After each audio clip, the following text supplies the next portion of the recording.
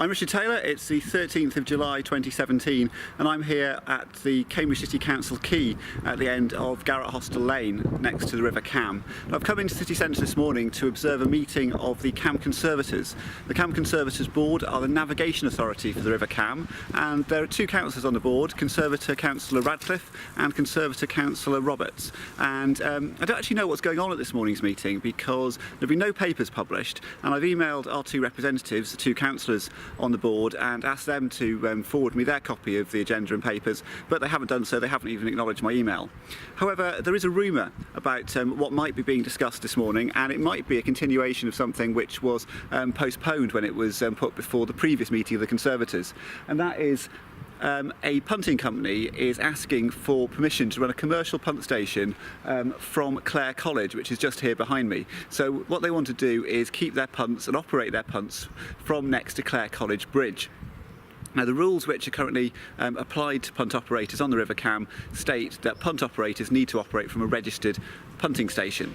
And so what the applicants were saying at the last meeting is that they were going to operate for the benefit of members and visitors to Clare College. So for their students, for events that are there and conferences that are there, they would be offering a punt service. Now that sounds reasonably plausible. I know in other colleges student groups run the punts, and that's obviously time consuming for the students involved, but great if students want to do that. It's something, give them a bit of something different to do while they're studying in Cambridge. But I can quite see that outsourcing it to a commercial company is something which could happen. However, if this company gets permission to put a commercial punt station in Clare College, it will then be able to operate from other places in the river. It will be able to pick up passengers from places like where I'm standing at the moment, the quay or the end of Garrett Hostel Lane. So there was just a question, and I don't know what this company are planning to do. It might be that they're only planning to serve people in Clare College, but it may be that they're seeking a commercial punt station on Clare College to enable them to operate elsewhere on the river, for example here at Garrett Hostel Lane. So it may be that they think they found a loophole in the rules which they're trying to exploit. And of course, if you've got rules and there is a loophole, why not exploit it? So that's something that will be before the Conservators today. Now, I think actually a lot of their decisions, they're going to be on quite shaky ground if they haven't published their agenda and papers, if they haven't told people what's going on, haven't given people an opportunity to comment. So anyway, at the last meeting of the Conservators, I went along and I filmed. There's no right to film these meetings. The chair said that he couldn't think of a statutory reason to stop me from filming, so I carried on, thus hopefully establishing the principle that filming, reporting, live tweeting these things is permissible. I'm going to go along this morning. Hopefully I'll be able to film, live tweet and report again. Hopefully I'll get hold of the papers and I'll be able to see what matters are being put before the Conservators this morning. There are lots of really interesting decisions that get taken by the Cam Conservancy Board. For example, recently there was an application in relation to the Trinity May board, which takes place here behind me. They wanted to put some fountains up in the river, and there was a suggestion that they may essentially be almost water cannon used to keep people from entering the ball grounds from the river. And there's all sorts of things I would really like personally to be able to have a boat on the river, be able to use the river more, and the Cam Conservancy is a body which has huge public powers as a navigation authority, and it essentially raised taxes by raising its fees and registration fees. So I think it should be open to the public for scrutiny. It's not subject to the Freedom of Information Act, which I think is a bit of an oversight, but I still think they have a duty as a public body to operate openly and transparently, and I should be able to easily follow what's going on. Now, the Cam Conservancy has got a new chief officer. They call it the River Manager, and they were announced at the previous meeting, but by first name only, so all we know about them is that they're called Amy. Perhaps today we'll find out a little bit more about them and their how they're going to approach the role. I think it's a really interesting role, particularly as it's got prosecution responsibilities. It's the Cam Conservators themselves who prosecute those who breach the River Cam bylaws. They take the cases to the Magistrates' Court, and that's another area where I think there should be more transparency, both from the Conservators in what they're prosecuting and from the courts in terms of what's on their lists and what decisions they've been made. I'd certainly be really interested to go along and report on those kinds of cases if I could find out when they were being considered. I'm Richard Taylor. I'm here outside the Guildhall. It's now 12 minutes before the Cam Conservancy meeting starts at 9:30. I've just seen the chairman of the Cam Conservancy enter the building, so there hasn't been a significant pre-meeting, which is excellent news. And I'm just ready to go in and see if I can get a copy of the papers, and hopefully there won't be any issues filming. If there are, I'll do my best to deal with them as they arise. I'm prepared to make a case to film and record and report if necessary, but ideally I'll just sit quietly at the back and let the meeting unfold in front of me. There was a suggestion at a previous meeting that there might be an opportunity for members of the public to make comments, in which case, if there is here, I will go on the question of transparency. The meeting papers haven't been published for today's meeting. They really should have been, and also we've lost an archive of meeting papers, so I'd like to see that restored to the website.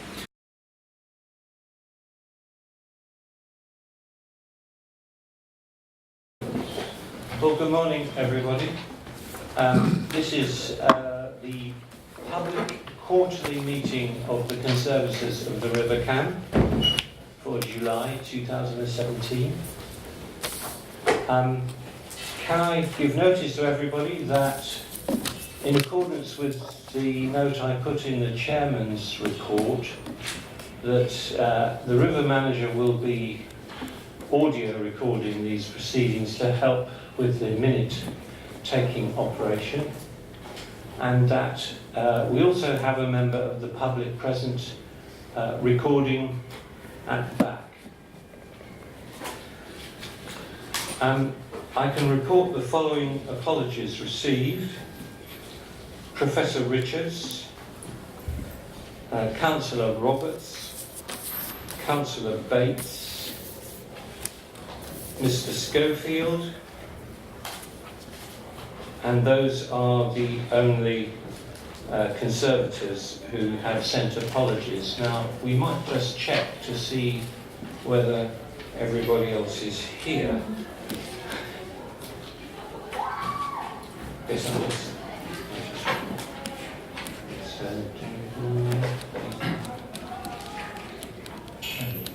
we don't appear to have Councillor Tunnicliffe.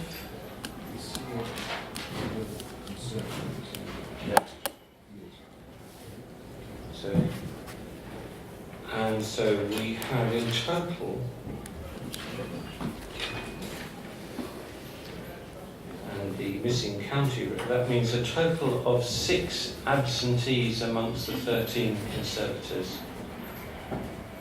Can I just remind everybody that the quorum for a positive vote requires 5 votes approving the proposition. So we should be able to manage that. Chair. I don't mind being recorded.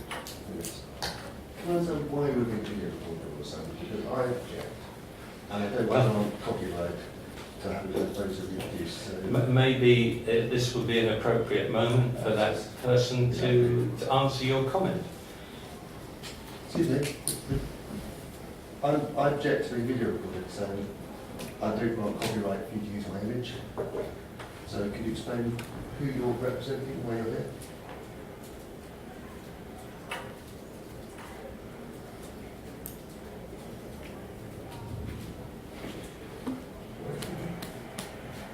He's a member of the public. Okay. This is a public meeting. So you recorded that I object to my image being recorded.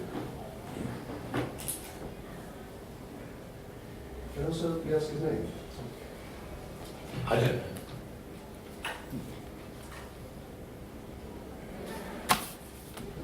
Last time it recorded, it ended up on YouTube in a few minutes. Yes.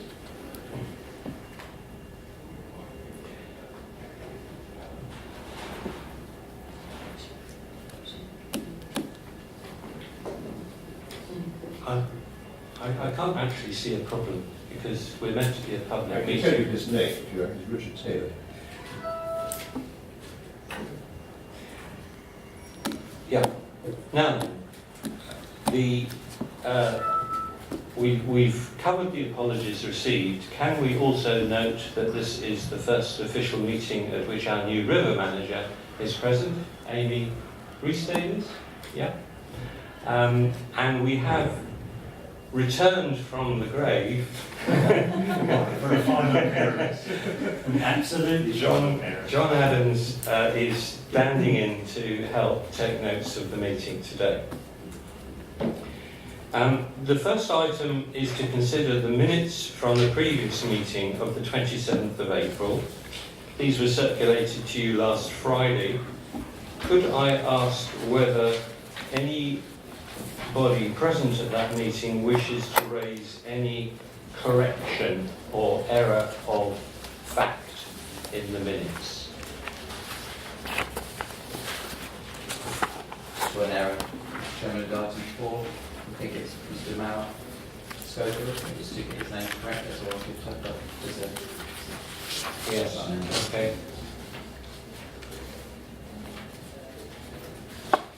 Any other corrections?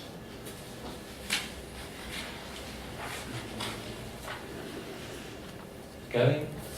Going? Gone? Right. Taking the minutes then, and any matters arising from them that won't be covered on the substantive agenda papers later on in the meeting, does anyone wish to raise any matter or request for further information?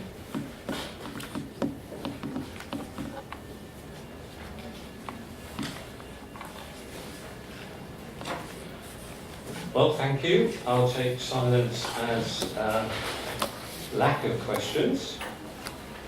So let us now move on to the matters that we have for decision at this meeting, rather than report.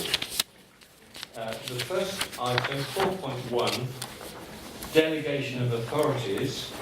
This is a specific legal operation that we need to go through and to record that we've done.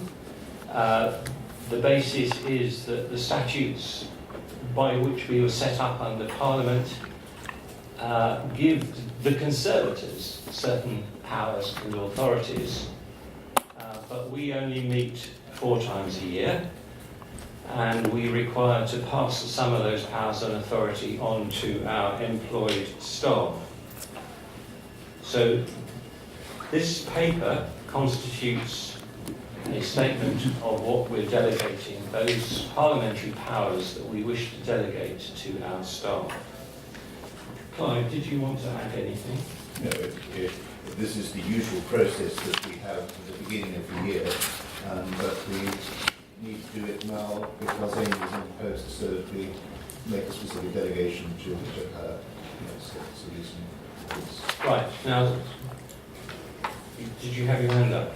No. Since this is a very formal operation involving legal matters, I'll put it to a specific resolution. It's in bold type at the end of the paper. You are asked to agree to delegate your powers as set out above to the river manager and other officers until the first meeting of 2018.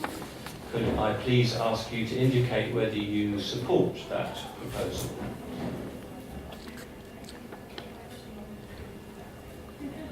That appears to be completely unanimous.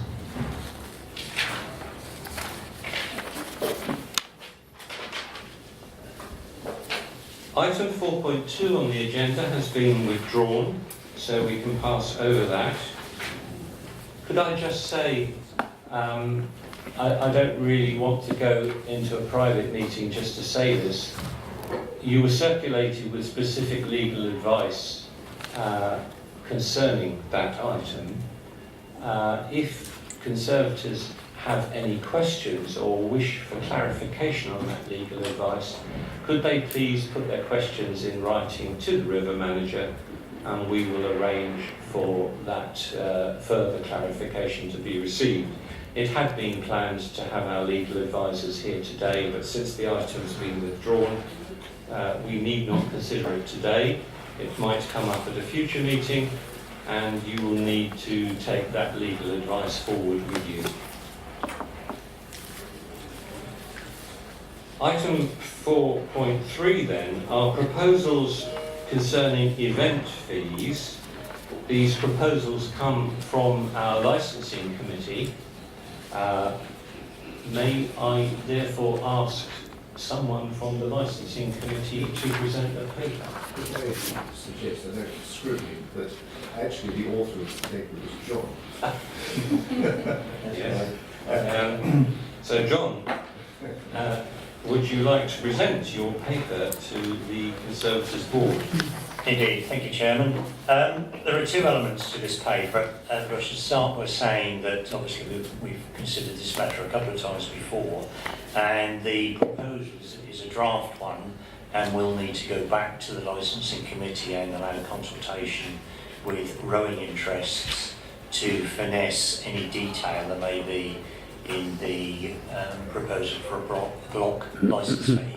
But getting back to the paper, two elements. One is an update on the level of event income that we've managed to receive.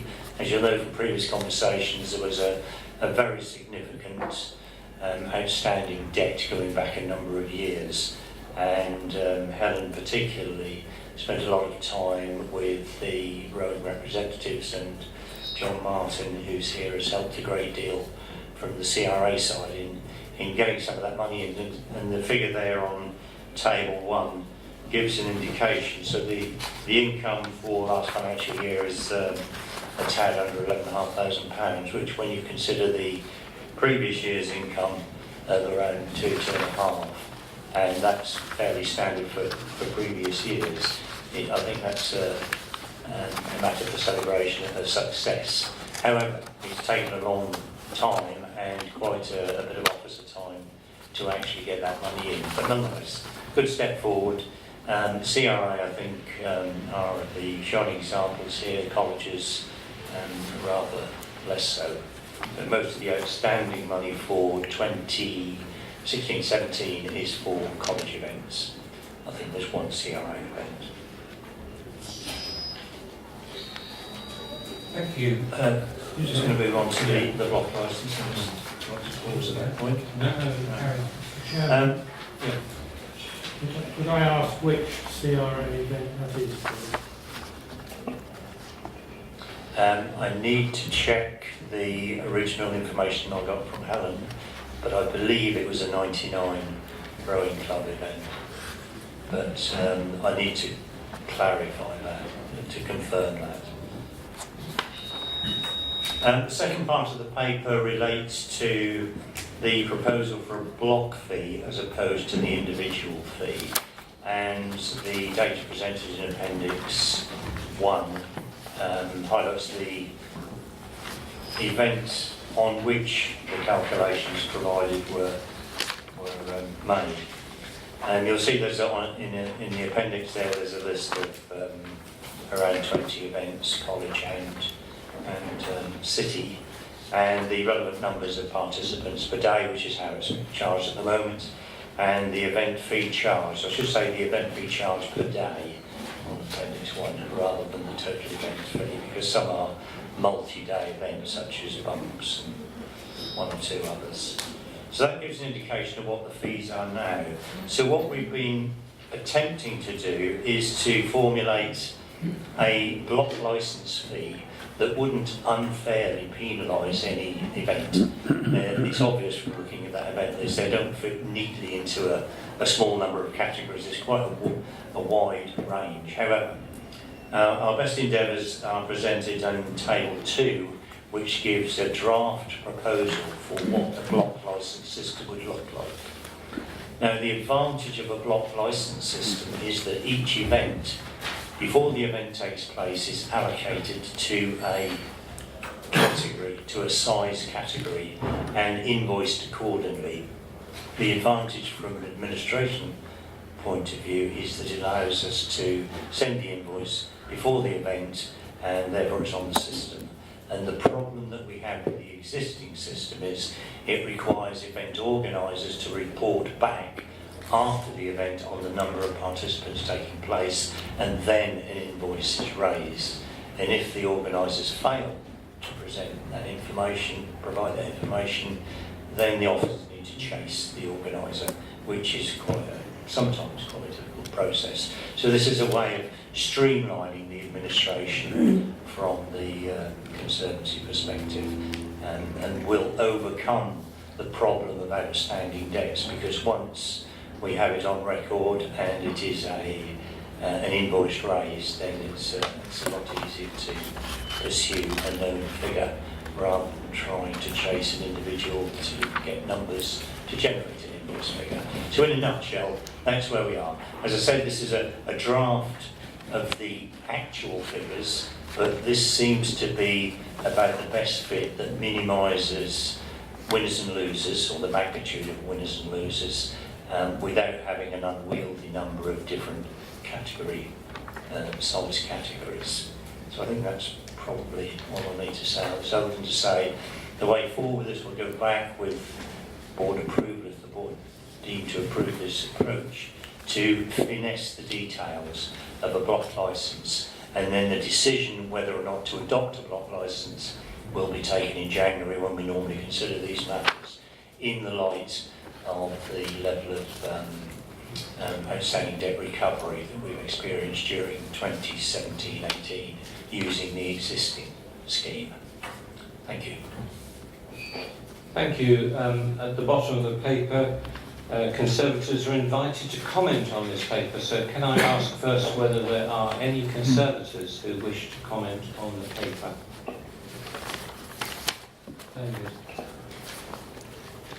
I declare an interest as Cambridge University Combined Book Club's chairman. I think that John has identified the problem we had.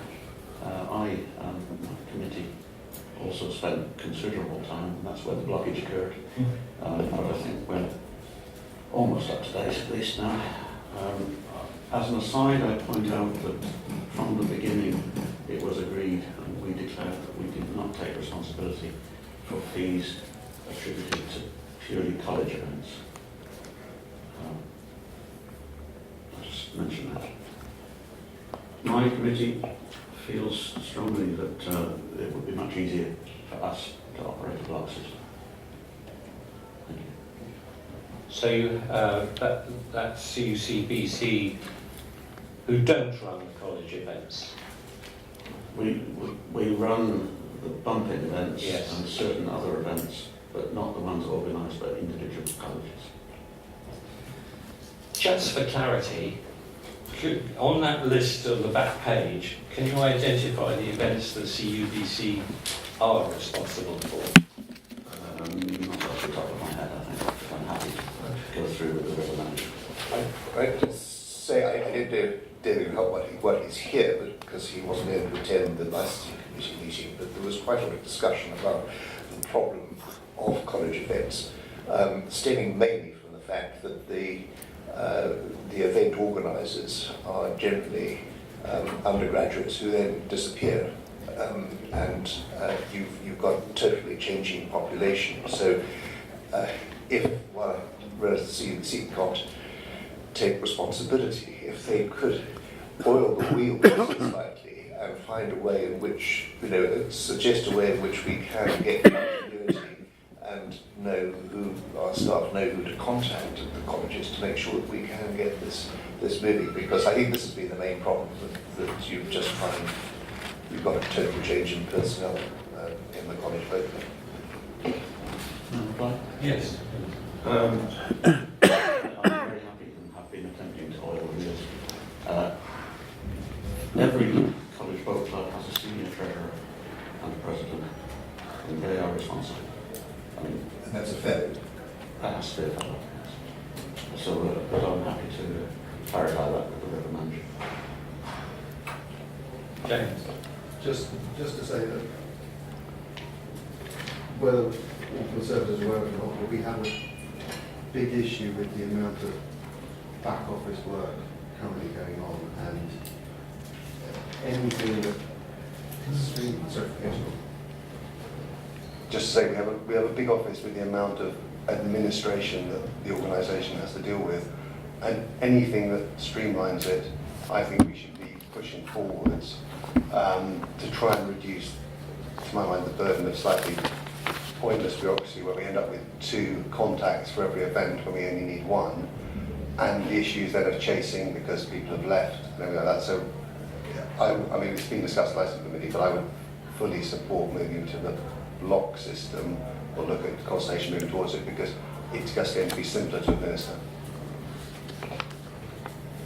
Thank you. David, did you On want to clarification that the first point of call in each college should be the senior treasurer.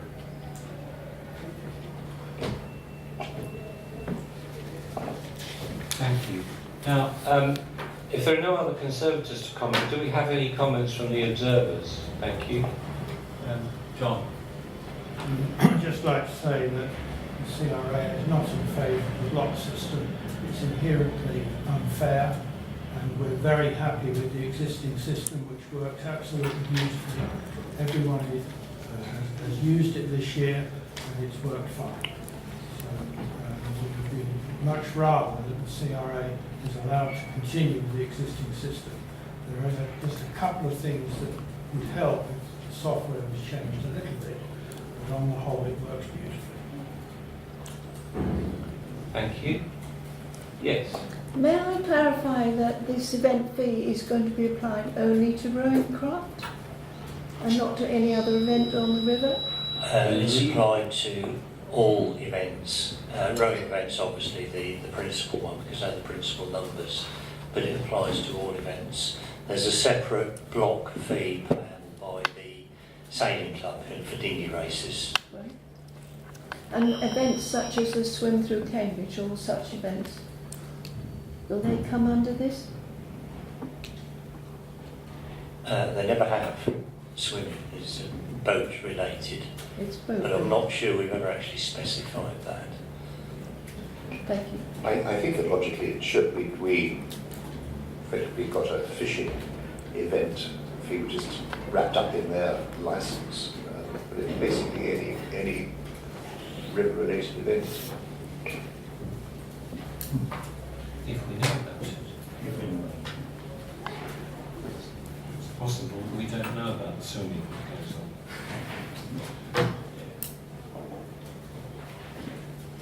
on. Any other member of the public?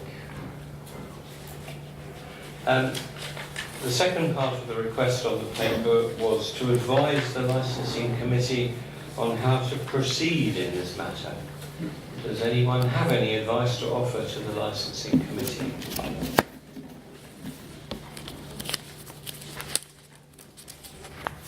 Well, it seems that you're on your own. So we'll look forward to receiving some. Could we perhaps possibly take at least a straw poll from Conservators on whether they are in favour in pursuing the block licence option or not, because that would mean we would then need to go back to the licensing committee and do it and have a consultation before introducing it. Okay, so one possibility in front of us is the status quo, which involves a head count at every event. The second possibility is the one that's been brought to you in this paper on removing the need for a head count and just having a block license system roughly based on the size of the event. The third possibility is something else. What would you like the licensing committee to do? So let's have a straw show of hands. Amongst the Conservators, who wants to stick with the current system involving a head count? Please indicate. Nobody in favour of that. Moving to a system where the details are still to be worked out, but that of a block charge based on the size of the event. Who would like to move to that system? I think that's unanimous.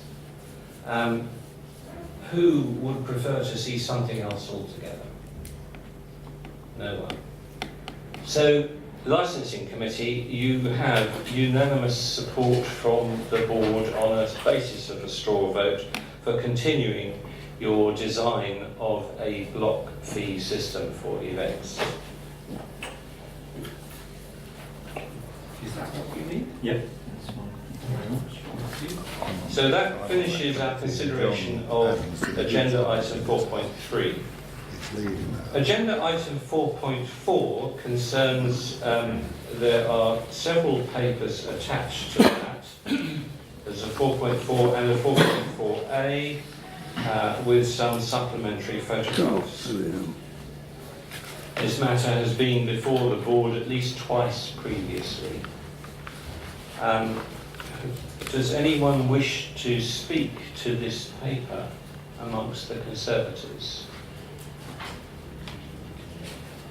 I assume... Could I declare an interest that I think is non-prejudicial, but Yeah. I also have a lot of experience having run a similar vote about 20 years ago for winter. Right. And particularly perhaps here from the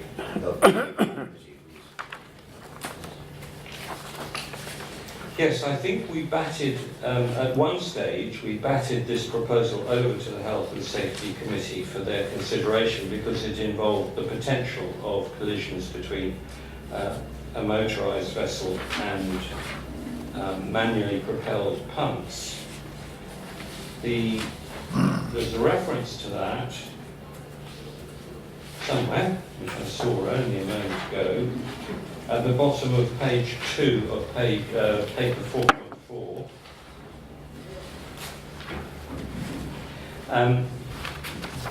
Does anybody who has served on the Health and Safety Committee since 2016 wish to comment? I'm the current chair of the Health and Safety Committee, and James at the time was also the chair at the time. When we did declare an interest in I said that was a particular discussion, I think.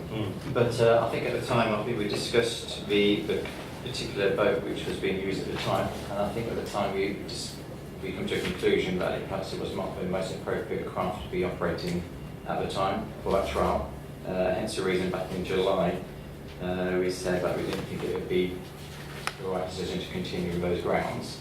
Of course, since then we've had the trial which has been carried out recently in the last 12 months, which is really ongoing still, and I think there's a paper attached to that from the operator about looking to extend for this year. So I think the comments at the time was a previous boat, which I think was more of a narrow boat style of craft, which we thought was probably inappropriate for operating on that part of the river.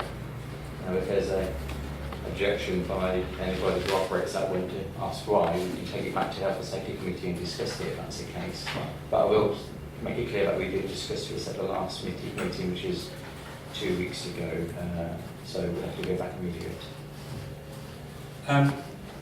Can I just clarify? I think this is correct. The agenda item 4.4a is in fact authored by Paul Carter. It's not being authored by the Conservancy staff, whereas paper 4.4 is a summary of previous discussions that this board has had on the matter. I think, in summary, Paul Carter has now had 2 experimental periods to run his craft, is that correct? Yeah, that's right. And we're not aware of any incident arising from those trials. And you are now asking, well, for what exactly are you now asking? May we operate between October and March? Coming up. Yes, please. And perhaps continuation of maybe a period of 2 or 3 years, maybe good license for that. What I'm not clear on, Chair, is how, sorry. What I'm not clear on is actually, I think I understand that you had various issues, so you couldn't operate very much last year. What I don't understand, is not clear from the information, is actually how many trips you've run during the winter period in total. We've run as many as we feel that has been necessary. We've been out on a Sunday afternoon when it was very busy. We didn't have any issues at all on that day. We've been out at least 20 times, I'd say. And I just wonder how many more trips we need to do before we can actually declare, but it is so. Right. So, yes. Can you, we know that the Middle River can be tricky for power boats if you've got a lot of wind or high flow. Have you actually cancelled operations because of that on any days, and how do you take that decision and when you take that decision? We have a marker. We've got 2 markers, and when it reaches that height, we don't go anywhere near it. We look at that marker beforehand, and it's fairly obvious about the amount of rainfall that comes down. We got the option of going the other way. We err very, very much on the side of caution.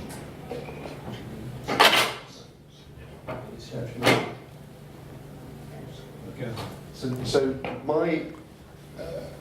I think my take on the whole power boats on the backs is I can see reasons if safety concerns can be addressed and collisions and rights of way and everything like that addressed. My view is we don't have any particular reason to objecting for a craft operating the window. What worries me about the whole proposal is that we haven't set up a framework, the Conservancy think, of what we want to see from an operator, because if it changes, for the ownership changes, the driver changes, you might find one operator operates very responsibly, one doesn't. And so my sort of suggestion is we probably don't have enough information to make we could potentially allow it another season to try, but I would really like the Conservancy, and probably Amy as the new river manager, to say this is what we require an operator to meet, and we're talking about the number of boats on the backs operating, and actually set out a framework. And if somebody complies with that framework, then we shouldn't object to them operating. Now, it might be the weight of the boat is one of the issues. So I sort of just worry that we're making ad hoc decisions per application, rather than actually saying these are the rules that we want someone to comply with safety being the primary driver, navigation coming next, and if someone can comply with that, then we should give them consent. But we haven't really written down what we would like to see as the Conservancy. So to give a long-term commitment seems to me wrong, but at the same time, if they want some certainty, maybe we give them, I wouldn't object to them having another season. And also, I think 20 times is quite short, so another season would actually allow you the opportunity to operate for a longer period of time to see if there are issues. That was my... Well, thank you. Yeah, as current chair of the Health and Safety Committee, I think we don't have anything in front of us which says it shouldn't operate, and there's nothing negative to say it's been had any issues, and I've got any reports of any incidents. Previously, Jed, who was a previous river manager, I know that he went out on a boat in November time last year, and I think we had a meeting around there where he didn't pass on any negative comments at all for it. Regarding the trial, there was a trial for the whole of the winter, but unfortunately due to family incidents, that really wasn't completed. So I agree with a fellow Conservator that perhaps we should allow him to do a full trial because of the situation last year, and to perhaps review it at the end of this year, and also agree that maybe we need some guidelines for operators of that type of vessel on the backs. That will be, of course, the 3rd trial period. Given that there have been no safety incidents so far, it's sort of... Have there? Yes. Still, previous. Oh yes, but not this operator, not this applicant. No. So this applicant has had 2 previous winter trials. Is that right? Yeah. So this would be, the coming winter would be the 3rd winter. Total number of trips still 20 over the 3 trials. Mm-hmm. Yeah. Yes, I don't know how many more we can do to prove this. I don't even see the number. We can go along there safely. We are very cautious. I just wonder how many more you need. So I haven't driven a boat very similar to yours previously. There are certain navigational bottlenecks, such as John's Kitchen Bridge, where the canopy forces you to take the centre of the centre arch. Yes. And there's a couple of places where there's some concrete aprons underneath, such as by Queen's and between John's and Bridge of Sighs, all of which mean that my concern is we just haven't discussed what the operating procedure is, and I don't think it should be, to some extent, up to you to decide. We're the navigation authority, and I still think, in a sense, you know, I think our responsibility is safety. You know, we've got no, as long as we can meet the requirements of safety and navigation, we've got no reason for objecting you to operate, and I'm fine with that. But you know, if you have to go through Kitchen Bridge, and we have a punt coming the other way, and there's a strong crosswind, as there often is under the Bridge of Sighs, it does make navigating difficult. And it can be difficult on a punt, and it can be difficult. So what I'm asking is for us to actually write down our own, what we would like to see happen, and then, in a sense, it's clear to everybody, because at the moment, you can't have a situation on the river where one person thinks one thing and one thinks another, and it's not clear, and you end up having an accident. What we want is to know who is in the right and who's in the wrong, and how it will work. And to my mind, that is a good thing all round, because then you can say, I was operating as I've been asked to, and actually, it was the other side that were in error. Yep. May I speak? Please. Yep. Well, our approach to it is we just wait. We've got all the time. But yeah, a procedure would be fine. You know, that would make things very easy for us. But we just wait until it's clear. We're not rushing through like a punt often is, because they've got to get back to pick up some more passengers. We've got all the time in the world, and that's what we do. And Kitchen Bridge is a challenge for anybody, but we feel we can handle it very well. We can just stay still, wait for the clear passage. Thank you. Right, let's just clarify a few points. For commercial punting, the Conservators have previously agreed special conditions and a code of conduct for the operators themselves. And that system is in place and functional. What I think James has drawn attention to is the need to write a similar set of documents in relation to any motorised operation on the backs. And I think, in all honesty, we do have time to do that before October. And we could confirm such a document by our September board meeting. So I think we can cover the point that James has raised, and I'm sort of hoping that he will volunteer to write the document, since he obviously knows so much about it. And then the board can, and that will cover all the safety issues that we feel are relevant to that sort of operation, and what sort of service ought to be offered to members of the public. And we might cover things like flotation devices and so on in the event of an accident. So I think that issue is answerable. On the other point of whether this will be a trial,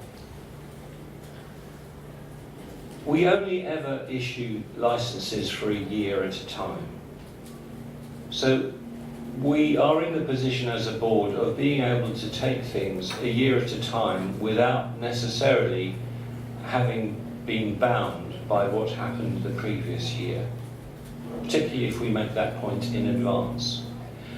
A request for operating from October to March is in the current licensing year, which started on the 1st of April. And we don't have, therefore, all these terms and papers in position, but we've got 3 months to do it, so we ought to be able to do it. And then what happens from the 1st of April 2018 onwards is entirely up to this board. When it meets in January, for instance, it will have had 3 months' experience of this service, and when it meets again in April, it will be able to review all 6 months. And we do not have to issue a licence or register the boat to operate on the backs from 1 April 2018 onwards, just because we agreed to let it happen today. So I think in terms of what we need to agree today is to give the operator an indication of whether we're minded to allow that operation to continue in from October 2017. We have to say that we will make that conditional on a code of conduct and conditions of registration that we will author sometime before our September meeting. We'll supply a draft to the operator, and we can check that off at the September meeting. So I wonder, in those circumstances, given those things taken together, and we're not exactly committing ourselves forever, whether the Conservators can now come to a decision on whether to allow this particular boat. Clive, I can sense a question coming already. The operation is very much dependent on the current operators who've been doing it and who have emphasised their experience and safety. So I would like, if we grant permission to operate, again, I'd like to make sure it's made clear that that permission applies only to the present operator. In the event of the business or the boat changing hands, then that permission would lapse. Do we have such a condition on any other registration within our area at all?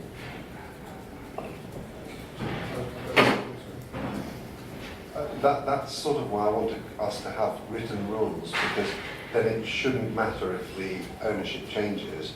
The point is the rules should be clear enough that if some, that to me seems to me, and if it means waiting as long as necessary for someone to come through, then that's part of the. This isn't in fact a license, and the boat is licensed and separately registered anyway on the river. That's a separate point. The issue is our restriction on power boats operating on the Middle River, and that requires a separate permission. And so this is sui generis in that particular way. So I don't think it relates to our licensing regime. But I agree, if you feel that we can make what you can draft is robust enough to cover any change, then that would be the way forward. Chairman, also, if we have a issue then with the permission to do it, we could also withdraw that permission if for some reason we deem it unsafe. So I'm not expecting it to change hands, but if it did change hands, for instance, and somebody else operated it in an unsafe manner, we'd be able to withdraw that anyway. So we have that within our powers anyway.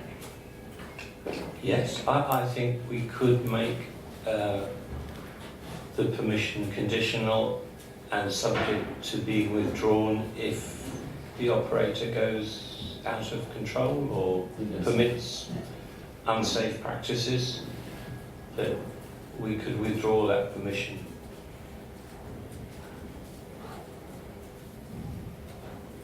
So are we in a position where we can indicate in principle consent to this application to operate this particular boat on the Middle River between October and March, subject to everything we've talked about, writing a code of conduct and conditions, and making the permission to operate subject to withdrawal in the event of something terrible happening? Mr. Chairman, can I just make one point? I think James, potentially whether he's been volunteered or not for a code of practice type thing, I think it'd be very useful to do it with, perhaps with the boat operator as well, to go out and operate them with, I'm sure the boat operator will make that offer. That's good. So that we do a fair review of it and give us some guidelines. Good. And then such terms and conditions and codes of conduct as we come up with will be inherited by any new owner of the vessel. Well, in fact, it won't it'll apply to any vessel. If we write our code of conduct properly, it will be applicable to, it will have to cover the range of possible vessels that could be allowed. Yeah? So can I therefore, since this is a matter for decision, can I ask for a show of hands on granting this applicant permission to operate his vessel from October to March? That appears to be unanimous.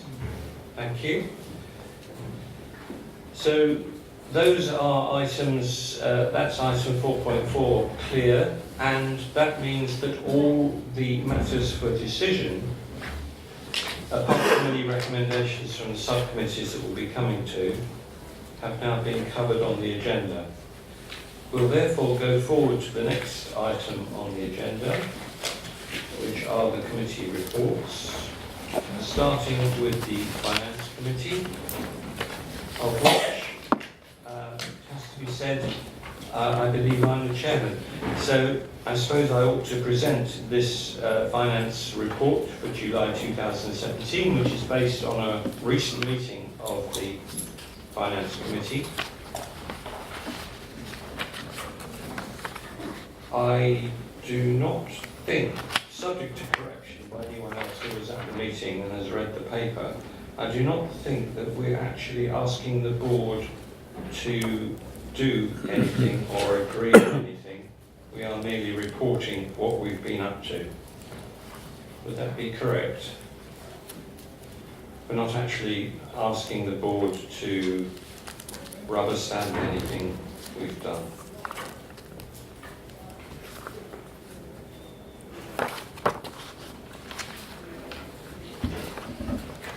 Are there any questions to the Finance Committee from any of the Conservators?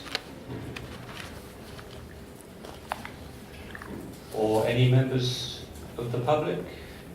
Yes, John. Could I ask what is the situation regarding auditors? Auditors.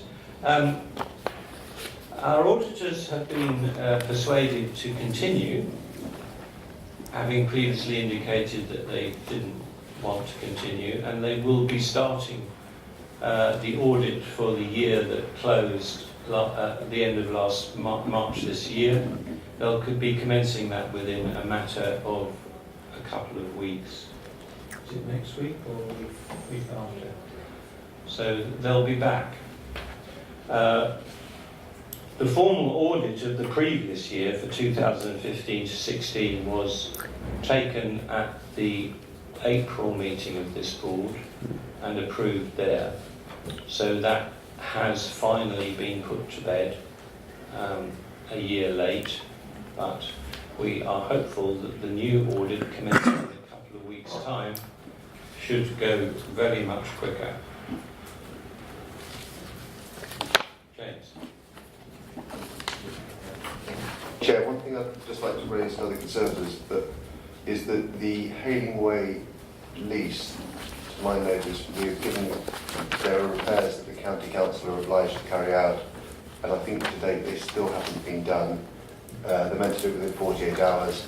I think we've given them about 6 months of notice now and repeatedly chased them, and I would like it recorded that they are in breach of their lease obligations, and it has relevance towards any agreement we want to sign with the Hailing Way and Chisholm Trail, which is not very reassuring. They're already in breach of one lease and we're going to grant them other rights. Anybody else? John, was that your hand up? No. No? Fine. Let's proceed then. That was the Finance Committee report. Attached to that, there are various draft management accounts, so that you can catch up with how the previous year finished off and how this year is going so far. That's this document.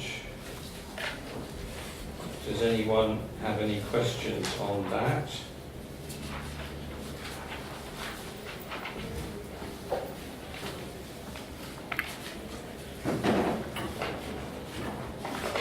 If Helen had been here, would she have anything to say?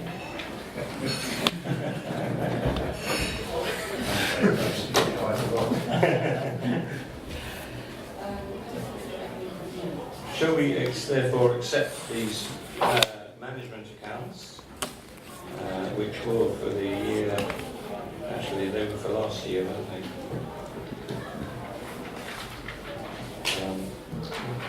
So these are the accounts which are imminently going to be audited. We also have in front of us on document 5B a statement of our balance sheet, our assets and liabilities. This also will be subject to audit within a few weeks. Any questions?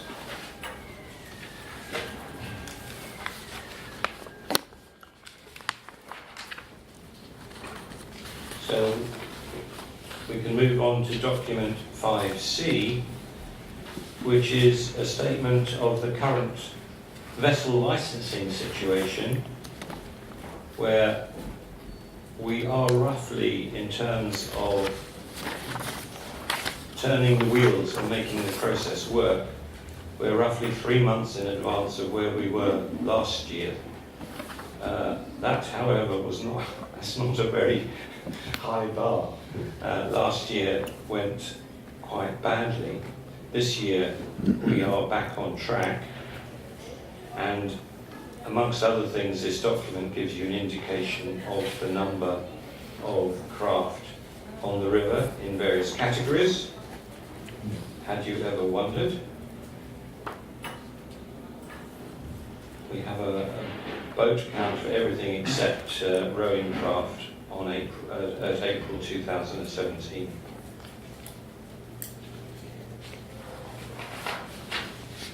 Yes. I think this is sort of slowly in hand, but I'm going to put in my request that I think it's probably going anyway, but we move towards a system where we can see money outstanding versus money that is being paid on standing order, because to my mind the standing order money is actually, we should be treating it as not to worry about, and it's still difficult when we want to move to a situation where we can look at the figures and go, these people have just not paid, these are paying on plan, and therefore we don't have to worry about them. I think we did discuss that, and said it's difficult under the present system to extract that information that should be worked. But I can say that the management accounts are based on that system of accrual, in the sense that the management accounts assume that standing orders are going to come in. Indeed, it distributes the entire licensing income equally over each month of the year. That's the basis the management accounts are done on. Actually tracking that down to individual owners is quite onerous for the staff, but we're working on improving the IT that they have available to see if they can do that for us. Moving on to paper 5D, I think this is one of the very first times that we've been able to bring to the board a clear statement of the number of punts on the Middle River,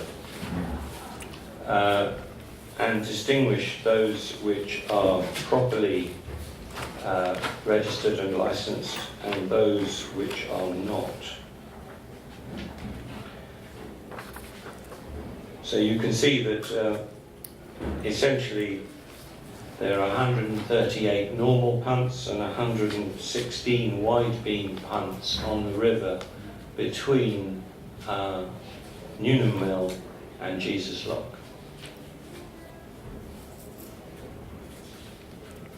Any comments?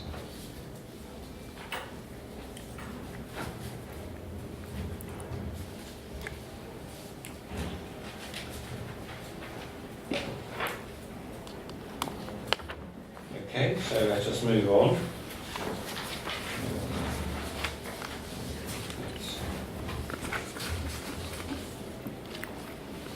It must be the same as the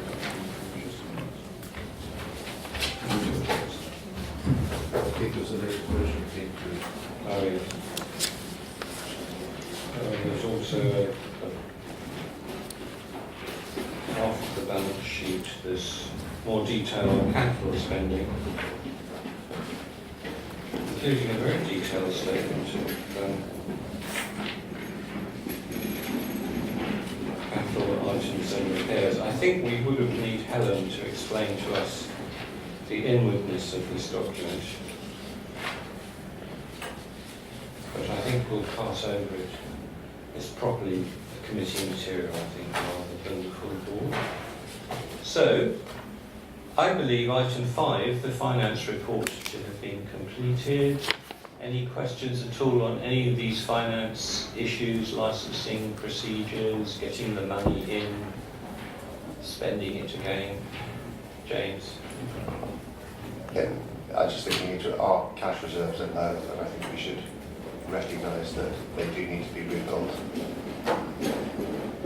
I think you might be referring to having had to pay for a new office at Clay High, which has eaten into our cash reserves held at the bank and the building society.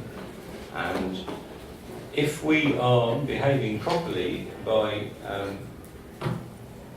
it's the process that every accountant has to go, depreciation. If we depreciate the office building in accordance with our standing rules for depreciation, it should be a natural consequence of that the capital reserves are rebuilt. Now you might be trying to make the point that we should do it faster than that. I am. Yeah, John. Yeah, just a brief comment on reserves. This year, 2017, is the year when we need to consider the next round of business plans. The current business plan expires in March 2018, so at some point in the next 6 months, Conservancy will need to develop a new business plan, and I would suggest reserves and cash flow would be a key element within that. Thank you. So may we now move on to the licensing report, which I guess comes from the licensing committee, and there is one request to the board which the licensing committee would like us to affirm, which is that will we please make Clive Brown chairman of that committee. Clive has just rejoined us 3 months ago, having been nominated by the City Council. May we agree that request from the licensing committee, please? Clive, you've been fingered on that one. So, having made you chairman of the committee, would you now like to introduce the committee's report? Yes, I think that most things are covered. We've just been discussing licensing. We'll be discussing enforcement later. Event fees we've discussed. The other thing was the issue of standing order payments, and there is concern over how those are working, and particularly there was a question as to why we are actually letting commercial customers pay in instalments. And the purpose of it was to enable boaters, private boaters basically, who are faced with a sudden large payment to spread it over a period, and to do it in an organised fashion. In the past, we've had occasions with, I think it still happens to an extent, that people walk into the office with cash when they have some and pay it over, so it can be a bit chaotic. Anyway, that is something that we will address again and bring back to the Conservators at a future meeting. Gober mooring, long last, I think, is about to be up and running. Is it, Jeff? Yes, it's a very good job the guys have done on building it. It's fine. So we should be getting our signs down there as soon as possible. And there should be a lease somewhere to be signed, I think. That's all been signed as far as I know. It has been found. Oh, good. We found it. We Fine, let's look forward to it. Does that complete the licensing committee? If so, can we move on to the Health and Safety Committee, please? Your report. Thank you, Mr. Chairman. It's just a summary really of the meeting we had on the 28th of June. First of all, I should apologise to Conservative Holiday. I think you offered to be on the committee at the last meeting. I did offer, yeah. Yes, so I do apologise that you weren't sent an invite, but it doesn't feel you won't be minutes, but I'll make sure that you're invited to the next one, so Thank you so apologies much. for that. But yes, we had a meeting, like I say, a couple of weeks ago. Obviously, we're in a transition period with Amy just joining us. So we went through the reports. There's a few incidents which we had to just go through and review. One or two incidents with a couple of boats which were unregistered. And we just passed on to the licensing committee just to look and review their licensing arrangement, because that might potentially address the issue first hand. The other thing we were reviewing is the operational sort of assessments of the way our staff work and their competency in the training going forward, to make sure that they are supported and provided with the best training. It is noted that we do have a good health and safety record, but we do need to make sure that we keep it with modern practices. So there's some good work we'll be doing there, looking at over the next few months. And also asset inspections as well. We just review the way we are reviewing our assets, making sure the timings are appropriate for the type of asset we're using. With my environment agency hat on, I've offered to provide as much information which we can provide on to the river manager for conditions and standards, so that would be useful as well. And then the last thing there was just the Hailing Way. Again, we're still unsighted on the exact plans for the way that's going to interact with the bridge, and we do have still one or two concerns which need to be raised with the developers on that one regarding the way it interacts with the pathways and cyclists and things on there. And I think we've got quite a few actions ongoing, but apart from that, it's a very good meeting. Just for clarity on item 4, you're in fact referring to the Chisholm Trail Yes. rather than the Hailing Way. Yes, our roads with the trail interacts with it. We still need more information on the final design layout. Thank you. Could I just ask from the chair on an item that's been hanging over from previous meetings, whether you're getting a better reporting flow from the rowing community? I think at the last meeting we had a number of events concluded, but I don't think it's issues, but I don't know if it's as much as we should have, and I think it's something which has been raised previously to make sure that anything which is reported, especially through to rowing communities, to come through to ourselves as well. I think others are better than, some are better than others, but I guess that's something we welcome, especially with Amy being in place now where she meets with the user groups. So. We did, that's right. We agreed to talk to British Rail as well, because obviously all the issues and the events go through to them as well, to make sure that we're getting copies of those messages as well. I mean, I happen to know that there was a hospital case at the May races. Has that been reported to the Conservancy? I'm not aware of it on our system.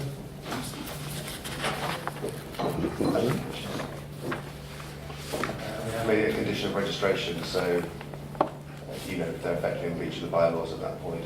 And I'll probably just bring Amy up to date, and also as a rower, the level of accident reporting on the river is, I think, negligible compared to the number of collisions and accidents that really occur. And we have no way of managing the navigation if people don't tell us. And at the moment, our frustration has been for many years, British Rowing is the condition of being a member of British Rowing, and the colleges have refused to share that information with us even when they reported it, saying, data protection, all the rest. So we've now made it a legal requirement of being registered that they should report it. And if there has been a hospital case that's not being reported to us, I think that's really serious.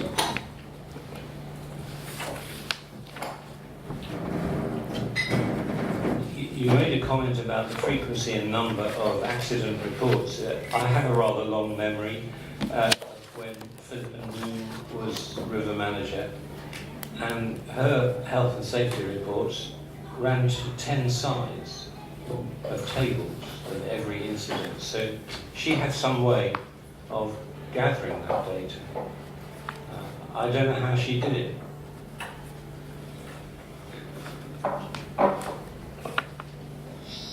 think the problem has arisen with changes within reporting to British Rowing, and in Pip's day we used to be copied into reports from city clubs and colleges, and I'm not sure of the detail of the change, but when it changed that everything was reported to British Rowing under their system, we've no longer been given access, and I agree with very underreported incidents from both parts of the rowing community for that reason.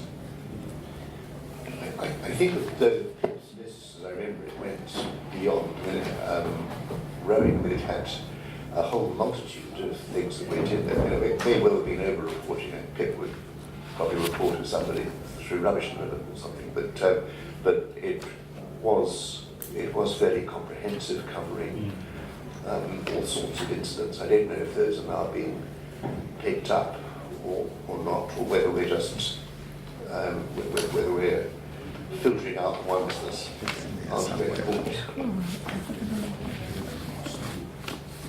As we have a legal responsibility as a board with regard to health and safety, as well as the committee report, I would ask them to actually, as part of the board papers, have a list of incidents. Even if we don't discuss them, I think it's important that the board members are aware, and it should come out as standard. So that, because at the moment I've got no feel as to, I'm not on the health and safety committee anymore, I've got no feel as to what the level of reporting is, and I've got a fairly clear view as to what it should be. So I'd like to see, please. I think that's reasonable. I mean, the Finance Committee give us a lot of reporting of the sort of nature that board members ought to be aware of. So I think it would be reasonable for a report of incidents having been processed by the Health and Safety Committee to be appended to their report as a supplementary. Sorry, I just wanted to say there is a list, but I wasn't sure whether it was circulated, how it was circulated, whether it's just the committee or not. So apologies from my perspective, I can still circulate that list. That's fine. We can just ask that it be circulated now, and that's fine. I think it's proper that the Conservancy full board should just have a feeling for the scale of issues that we might be faced with on the navigation. It wouldn't be appropriate for the full board to dissect each issue in detail, because that's the job of the Health and Safety Committee. But just to have a supplementary report would be useful. Mr. Chairman, I think, I'd say we discussed this, maybe this is just a report for today, but we didn't say that we could circulate the minutes and any appendixes like reports to the wider committee. Yeah, thank you. In which case we come to the Chairman's report, which is in front of you. I'd like to just treat it as read, and if you've read it, I'll respond to any questions or requests for amplification or clarity. I don't really want to reiterate everything that's already on it.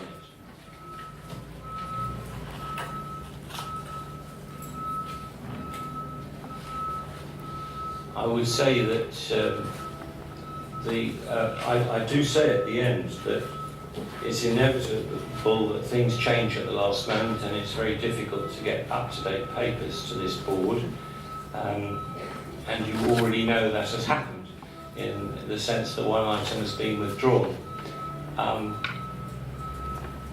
What you see there is just the beautiful swan floating on the surface. What you don't see is the furious paddling going on underneath.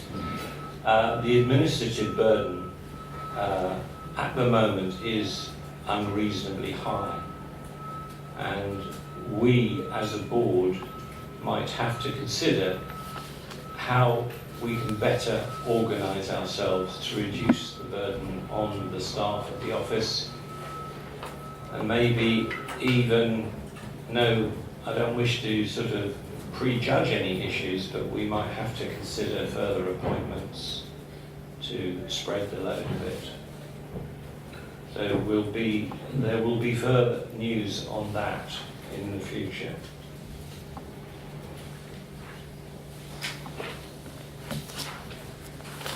So we come to the River Manager's report, which I think has been tabled, or has it been tabled? Right.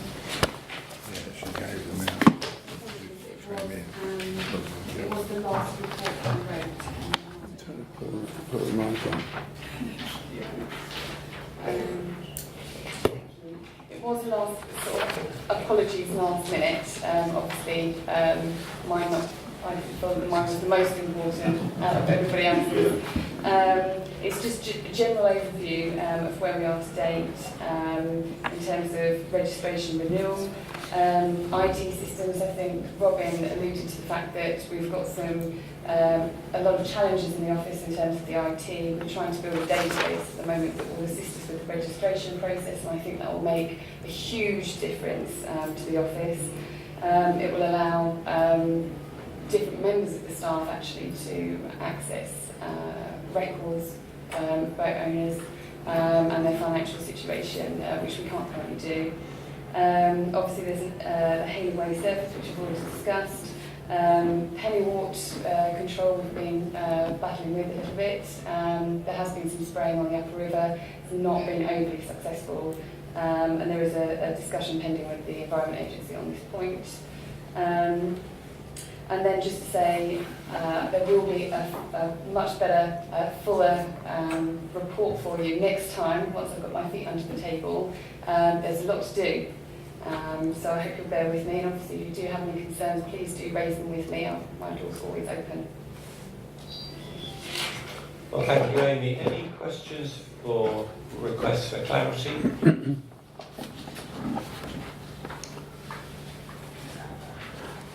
I was just interested really. I noticed that you've been spraying to get rid of the pennywort. I just wondered why the spray had been so ineffective. It's difficult for me to tell you at this stage. I believe because some of the pennywort is actually under the water, you're spraying on the surface of the water and the leaves are coming up from underneath. And I think it's quite a lot in the upper river, but I do need to do a further survey and have a discussion with the team on that. But I think it's quite a difficult method. Just going to say that Amy may not be aware, but there was in fact a large conference on the control of pennywort earlier this year. It was had quite a lot of expertise there. Connor actually spoke about it. And it is very, very difficult to find any means of control, and particularly in the upper river where it's difficult to access by boat, and where it gets in amongst the roots of trees. So there's been a lot of hand clearance done there, but there is quite a lot of activity around on that which you can plug into on that. Thank you.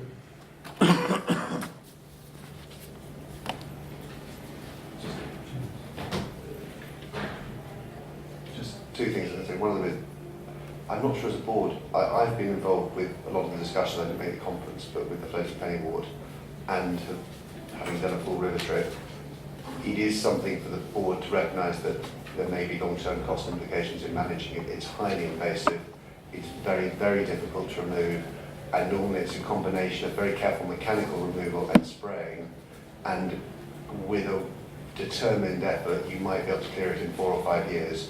Those are the sort of timescales, and so it is possible. It's very, very difficult.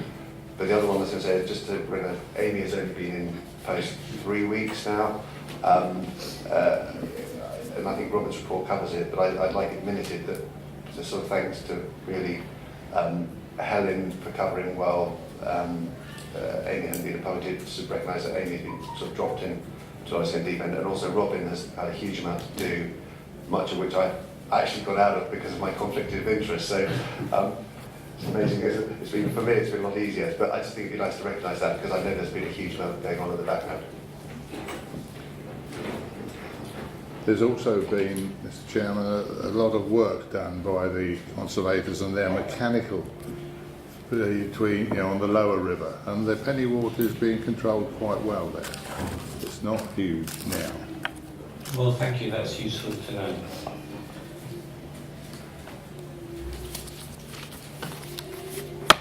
We've reached a stage on the agenda which is called Any Other Business. Can I invite any Conservator to raise any matter which might be relevant? We do have to consider the dates of our meetings in the future. We have dates fixed for September and January, but there was a proposal at the last meeting that we transfer our meetings from Thursdays to Tuesdays. And I think at this meeting we need to decide properly which it's going to be. You've been given two alternatives. Are the rooms available on both? Do we know? They're usually to be confirmed when we decided on the dates. Yeah. Okay. So now I'm going to ask for a show of hands. Do we go for the Thursday meetings in April and July next year, or the Tuesday meetings? So those in favour of Tuesdays, please show. Those in favour of Thursdays, please show. Well, amongst the Conservators, we have 1-0 in favour of Tuesday. Shall we give it a try? Does anybody object? So we're going to go for the Tuesday dates in April and July next year, and when we've got a room booking, we'll let you know. I've heard of no other business from Conservators. What about members of the public and observers? Do you have any other business you'd like us to discuss? Could you update us on the status of the Jesus Lock Cottage? The Jesus Lock Cottage is currently let for multiple occupation by tenants. We had an applicant who wanted to try running a cafe restaurant there, and his planning application to the City Council was refused. We have heard no more from that applicant, I suspect. So the current status of Jesus Lock Cottage is that it remains tenanted. Thank you. And unless someone comes to us with a viable proposal for an alternative use of it, I guess that is the status quo.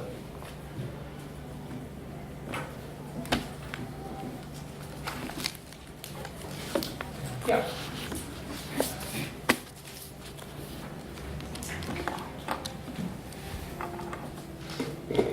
Thank you. I'm Richard Taylor. I'm a resident of Cambridge. If anyone wants to contact me, they can do so by Twitter, rtayloruk, and my website, rtaylor.co.uk.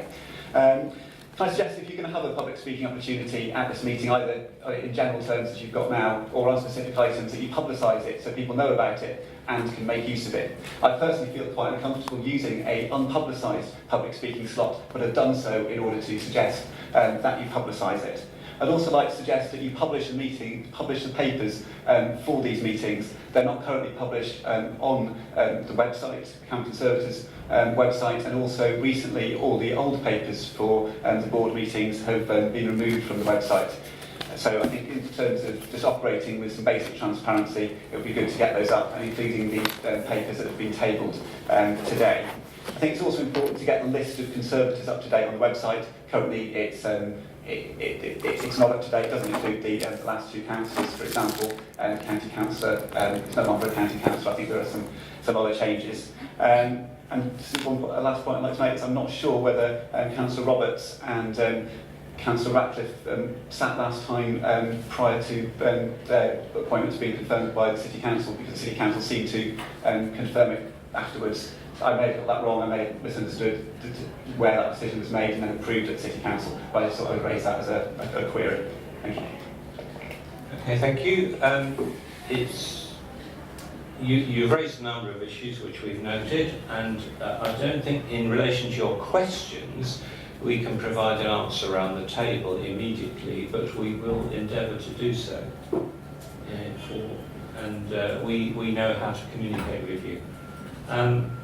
The question about the papers, Clive, did you... No, I was just going to say, I think numbers of the points raised, particularly about the website and papers and so on, has been because of the problems over changes in personnel. There hasn't been anybody there to do it, but in fact it is something that we do endeavour to do.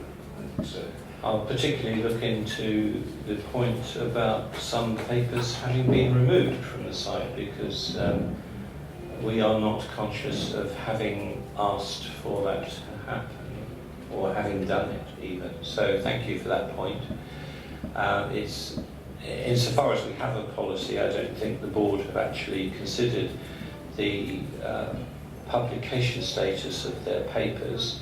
We've certainly tried to publish the minutes, because the minutes are in the public record, and you can go back to 1703, I think, in the County Council archives, but we do need to keep them up to date. And we will refer that issue to our Secretariat. Thank you, River Manager. We'll find out what's happened to the previous papers. Are there any issues further arising? Thank you.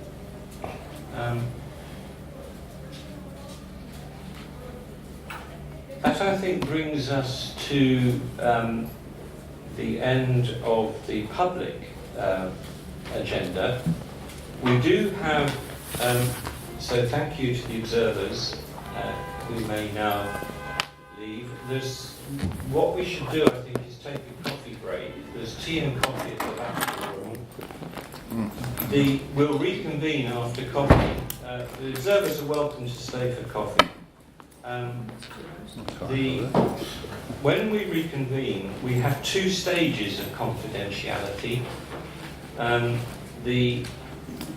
Some of the items we will be able to discuss with all Conservators present. But there is one item on the reserved agenda where we will need to invite the Environment Agency employees to leave whilst we discuss our mutual, we have a mutual interest, which would be prejudicial for you to be there. So we'll try and take the business that relates to all the Conservators first, and then invite the Environment Agency people to leave the core Conservators to finish the agenda off. So we'll take, at this point, we'll take a coffee break for 10 to 15 minutes. Thank you. Good idea. So that was quite a difficult meeting for me to observe and report. I had no access to the agenda and papers, so it was quite difficult for me to observe what was going on. I suspect that the late withdrawn item was the item about the commercial pump station at Clare College, although I can't be sure. I did live tweet what was going on, and I filmed what was happening.